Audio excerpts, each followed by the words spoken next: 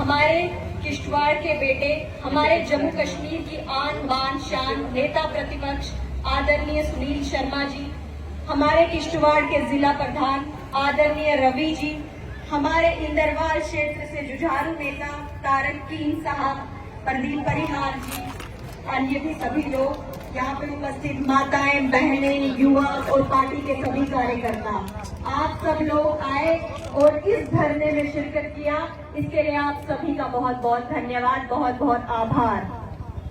आप सब जानते हैं जम्मू कश्मीर के हालात किस तरह के हो गए हैं, जो और ये हाल पूरे जम्मू कश्मीर का है कि जिसकी वजह से आज हम लोग किश्तवाड़ में मजबूर हो गए हैं सड़कों पर उतरने के लिए।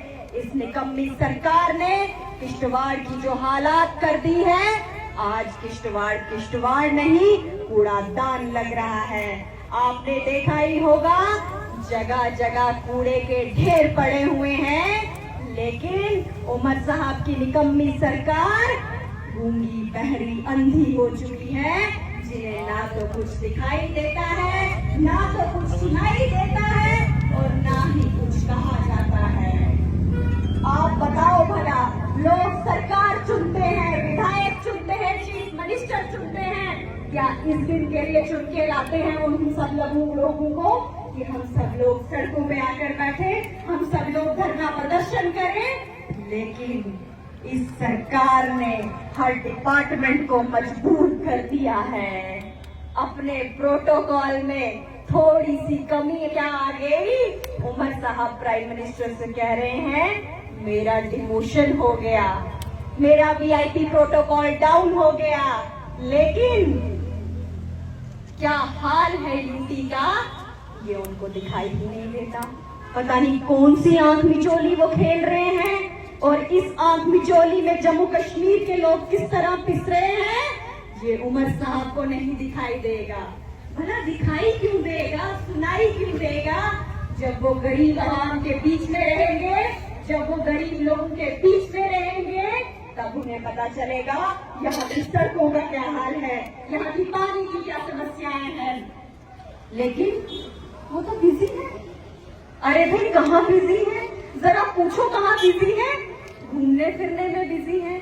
हर थोड़े समय के बाद उनका विदेशी दौरा लग रहा होता है और वो भूल जाते हैं जम्मू कश्मीर में क्या चल रहा है। वो भूल जाते हैं हमारी माताएं बहनें सड़कों पर पानी भरने को मजबूर है। वो भूल जाते हैं जम्मू कश्मीर इस समय पे कूड़ादानी बना हुआ है। वो भूल जाते हैं यहाँ के युवाओं को रोजगार के लिए उन्होंने क्या क्या झूठे वादे किए थे।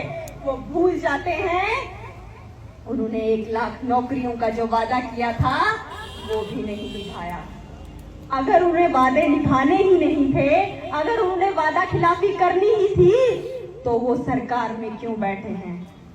अपनी कुर्सी छोड़े, अपना सिंहासन खाली करें, लेकिन नहीं, कुर्सी तो छोड़नी नहीं है।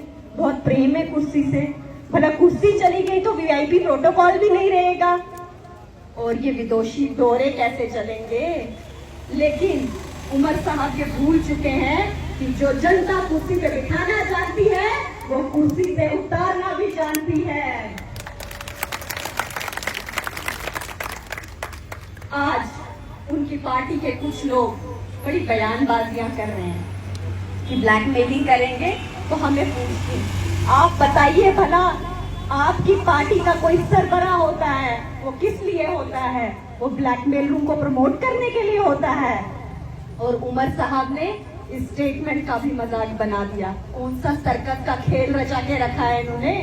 पहले टोपी उतार के वोट मांगे, अब लोगों को टोपी पहना रहे हैं। क्या इस दिन के लिए सरकार को चुना था? क्या इस दिन के लिए लोगों ने सोचा था कि गवर्नमेंट बनेगी और जम्मू कश्मीर की समस्याओं का हल होगा? आज हर स्टेज पे वो रो रहे होते हैं कि मेरे हाथ में कुछ नहीं है, मेरे हाथ में कुछ नहीं है। हर डिपार्टमेंट उमर अब्दुल्ला के पास है तो वो कैसे कहते हैं मेरे पास कुछ नहीं है? एक पुलिस उनके हाथ में नहीं है और अगर वो भी दे दी, जो पहले उन्होंने किया था, जिस तरह से पहले उन्होंने बाजार जलाए थे, उस तरह से आगे भी जलाएंगे। इसीलिए पुलिस उन्हें नहीं मिलेगी। ये सपना उनका सपना ही रहेगा।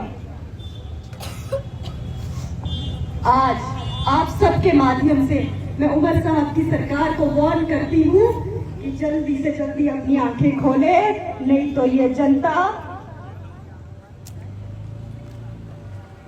आज किश्तवाड़ में उतरी है, कल को पूरे जम्मू कश्मीर में त्राही त्राही मचा देगी और आपको मजबूर कर देगी कुर्सी छोड़ने के लिए।